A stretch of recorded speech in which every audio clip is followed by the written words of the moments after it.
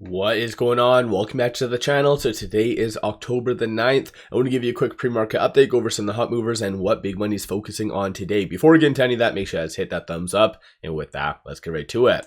Starting off with data points, big one for today is going to be Powell first thing. Because of the shutdown, we're not going to be getting initial jobless claims and a lot of the key data that he likes to really focus on. So it's going to be an interesting type of conversation, and I think generally people are cautiously optimistic only because of the FOMC minutes from yesterday. It did allude to many members really wanting more cuts. So again, you kind of have back and forth. So hopefully Powell comes out in about an hour and reconfirms what was stated in the minutes, and then you'll see essentially the stock price and the market really move higher. Currently, it's a little bit flat. So Dow is up 0.1, S&P up 0.14, NASDAQ up 0.12. Nothing crazy substantial occurring in the broader market right now. So I think, like I said, everyone's just holding their breath.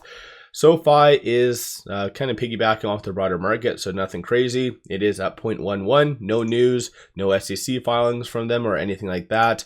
Regarding shorts, 9.94% of the free float is being shorted, works out to be 117 million shares. What's been really odd is that they have been increasing more and more. I'm not really sure exactly why they are doing it, but maybe it is just to, like I've stated in the last couple of videos, just to slow the progress of SoFi, because all the signs point for SoFi to have a nice recovery to that $30 range. So we'll kind of wait and see how things ultimately do play out. But nonetheless, shorts increasing is something to somewhat take note of.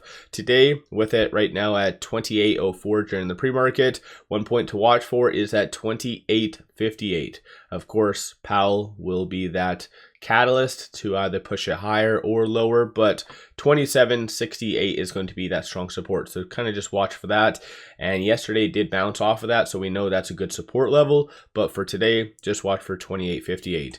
NIO, so there was some things floating around about a new special edition for the Firefly, but that seems to be pretty much it.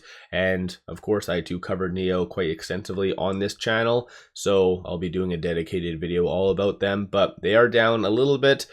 So 0.64%, nothing overly crazy because that's only 5 cents. Shorts, so 11.07% of the free float's being shorted, works out to be 153.19 million shares. Shorts, honestly, I have no answer to why they do what they do. They just seem to be waking up on the wrong side of the bed one day and then just increase. Generally, they've been returning, but they are all over the place. So I think generally they were increasing yesterday to try to slow, similar to SoFi, NIO from breaking higher. So because NIO is pretty much sitting on that key pivot right now. So quickly going over here with it at 781, it is trading right below this R1. So 783, that has been kind of the kryptonite for NIO for a very long time. If NIO somehow was able to close above that level for 2 consecutive days, and this is where you could see a very nice breakout. Shorts know that, a lot of people generally know that. The most recent rating that did come out from an analyst also clearly knows it, with them giving a 780 price target. So it's just NIO needs to get above that 783 and stay above there for 2 days. That's it. So you're seeing a little bit of a battle essentially. So we'll have to wait and see whether it closes above that or not. Moving on to the next couple of stocks. This is where it could be a little bit more of a shorter video, because basically ticker BAOS is up 55%. Despite no news. No news, no SEC filings, no speculative topics, no articles being talked about it. It is from China. I've seen some kind of posts in the past how it's very kind of reactive to good geopolitical type of calmness, if that makes sense, or just some potential good trade deals. And so yeah, I think in general the negotiations between China and Europe seem to be going fairly well, and so there was an article that came out about it, so maybe this stock is reacting to that. But big old question mark today, so definitely do your own due diligence and all the other fun jazz. But nonetheless, this one should be added to your watch list for a day trade. So because you can make some pretty good money, and this is the most heavily traded stock, and for a day trade you need a lot of volume to get in. So not heavily shorted, so 0.9% of the free float's being shorted, so that's not going to be a big deal whatsoever for today. With it right now at 515, it is trading between this R2 and this R1, so 486, and then 552 is going to be the next strong support and target. So yeah, if you're wanting to day trade, just take a mental image of a lot of these. In my opinion, I always lean to more being on the skeptical side, because no news kind of freaks me the hell out. And I did look, this stock doesn't have a lot of convertible debt, so that's not the attributing factor for today. So big money must know something. I don't know if news is going to drop sometime today or whatever else, but again, for day trade purposes, just kind of take a mental note of that. Moving on, SERV. So I did used to, back in the day, cover this stock quite extensively, but obviously people stopped really watching, wasn't really that popular. But this morning it's getting a lot of attention, a lot of volume, up 11.3% because of this. So DoorDash and SERV Robotics partner to bring SERV's delivery robots to the DoorDash platform. So that's pretty good news if you ask me.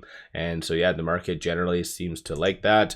Shorts have been all over this stock and have been lingering for the last pretty much since May. And so 24.51% of the free float's being shorted, works out to be 11.6 million shares. They do on average make up for about 35 to 40% of the daily volume. So shorts will be a big deal for today.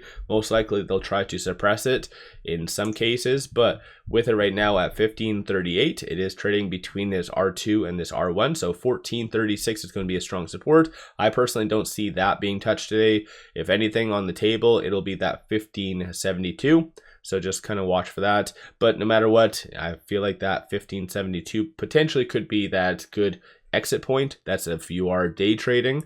If not, I think that SERV is having some pretty good momentum. So most likely as a longer term swing trade, this could easily be hitting some of the recent highs at the very bare minimum, probably about 17 to 18 in my opinion. But nonetheless, this one will be a good day trade.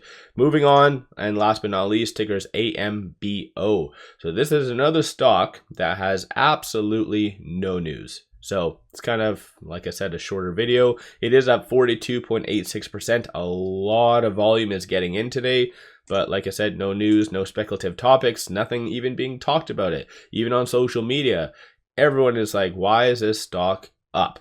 It should be shorted. A lot of people are kind of promoting shorting, but nonetheless, I think this one could be a pretty good day trade.